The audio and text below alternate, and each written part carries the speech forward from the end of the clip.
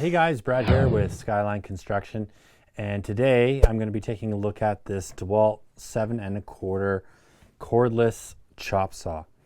This little guy is such a great saw to have.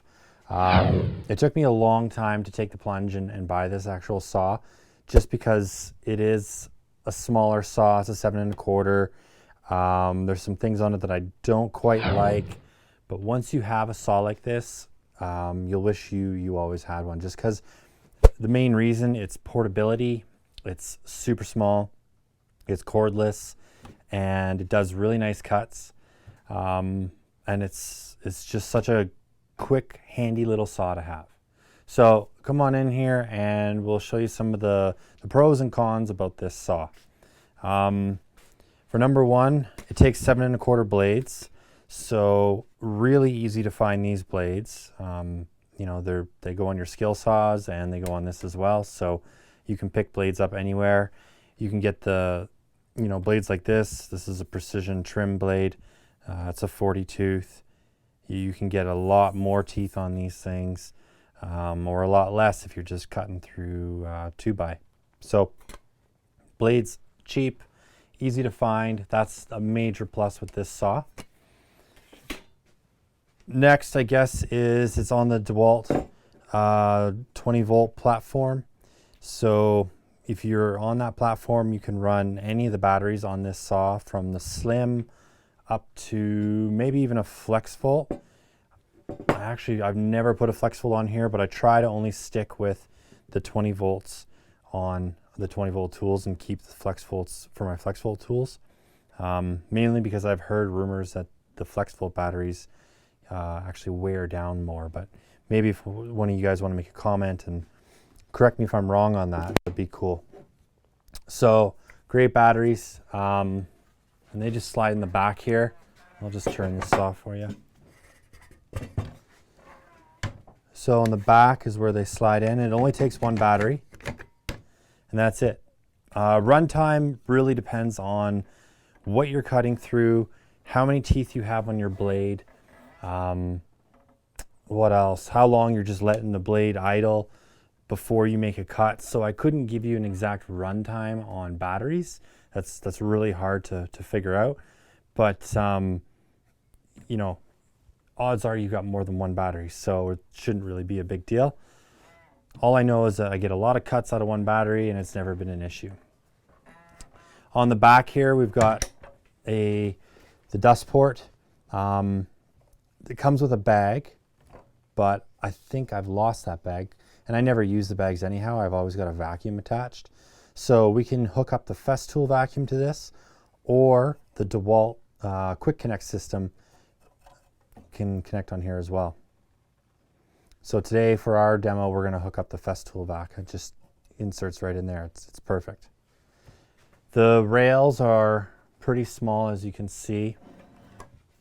From front to back, this saw measures about 29.5 inches, and that's fully extended to the back. If you pull it forward, if you like for storing, you get it down to about 25.5 inches. So that'll give you some idea if you want to put this in a trailer or in your shop or just on a shelving unit or whatever. That there's some dimensions for you. And width-wise, you're sitting at just under 22 inches. Height-wise, about 22 3/4. And then when it's closed, I'll try and get this for you. It's under 15 inches. Okay. So for storage, super small. You can tuck this away anywhere. It's got handles on the sides, which is really nice for picking up. Nice and light. You can miter from 48 degrees on the left. Okay, and 48, just past 48. Looks like 49 to me. And then to lock in, you just pull this down.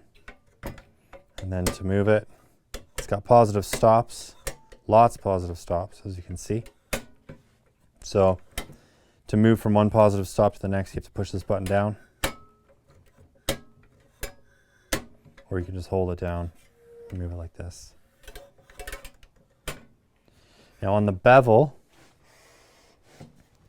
we're going from -3 degrees, and you can set that with the set screws right here and here, so you can move it around.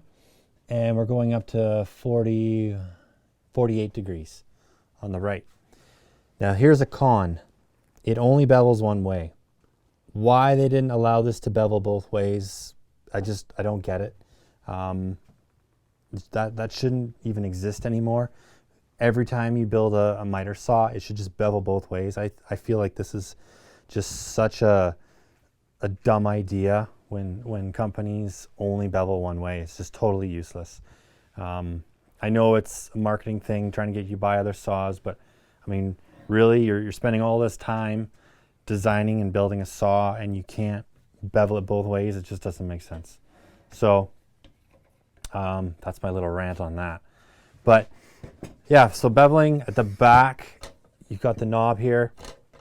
Just nice standard knob. It's pretty big. It's easy to move. I like it. And then so you just loosen it up, and you can bevel it over. There are no positive stops on this, on the bevel. And what else do we have here? This back plate where your work goes, there's nothing on here that adjusts as far as higher plates or anything like that. You can put in the clamps, you know, that have the post right here, and then they clamp down.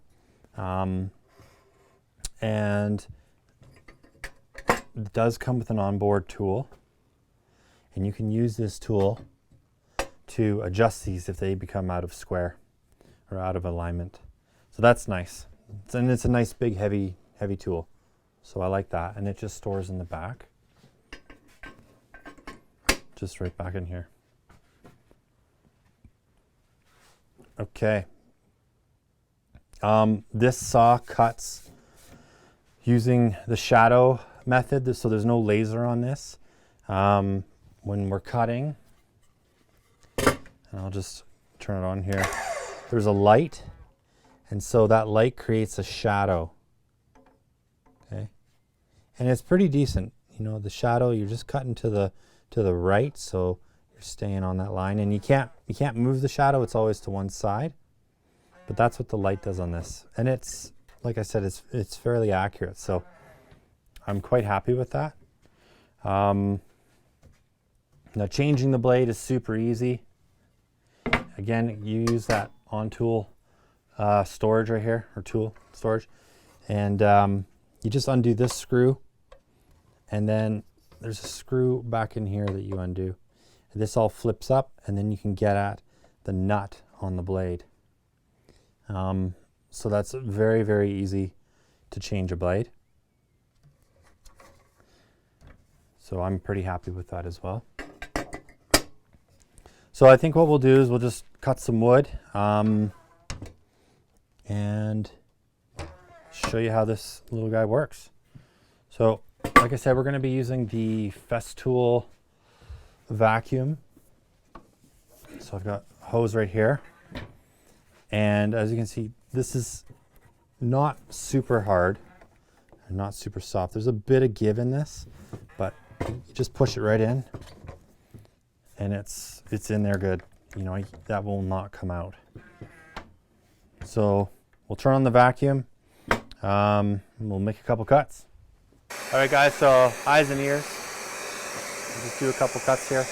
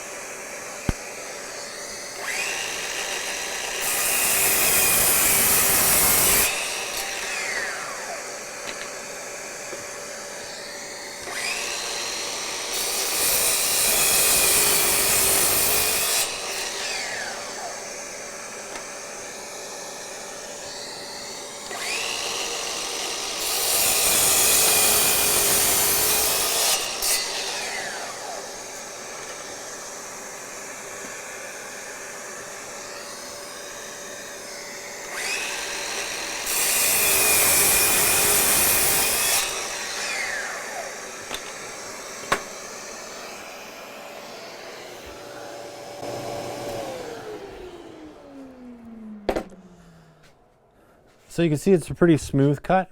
I'm happy with it. I mean, obviously it depends on the blade you've got in here.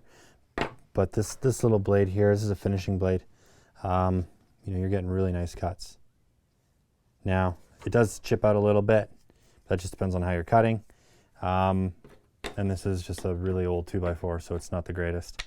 But the dust collection on this is not great. So what I'm going to do is I will do a couple more cuts and I'll show you without the vacuum. So you get an idea of how sort of much dust this produces. Because there's still a fair bit of dust here, as you can see. And the dust poured on here is super small. Like this one's torn up a little bit, but it's also very small. You're not getting the greatest dust collection, and I know that's always a problem with chop saws. Really the best dust collect chop saws are like the Festools. Bosch is always struggling with them. And I mean, you can always kind of build your own in here to maybe capture a little bit more, but I mean, we're building, so there's going to be dust, right? So let's cut without the vacuum. I'm going to leave this port on here just because I don't want dust blowing all over my shop. But let's just, I'll show you how much dust comes.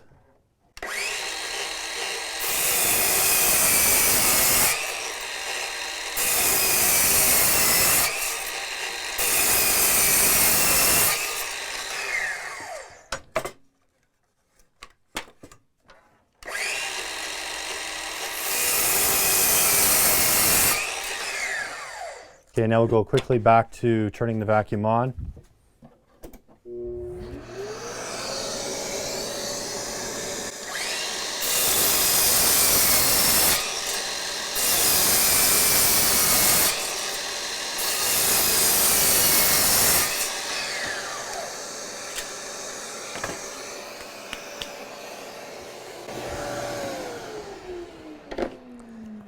So it's not bad. If you've got a decent vacuum on there, it's not bad, but it's not great either. I mean, you wouldn't be using this saw in someone's house, you know, next to their kitchen. I wouldn't recommend it, but it is doing the job, right?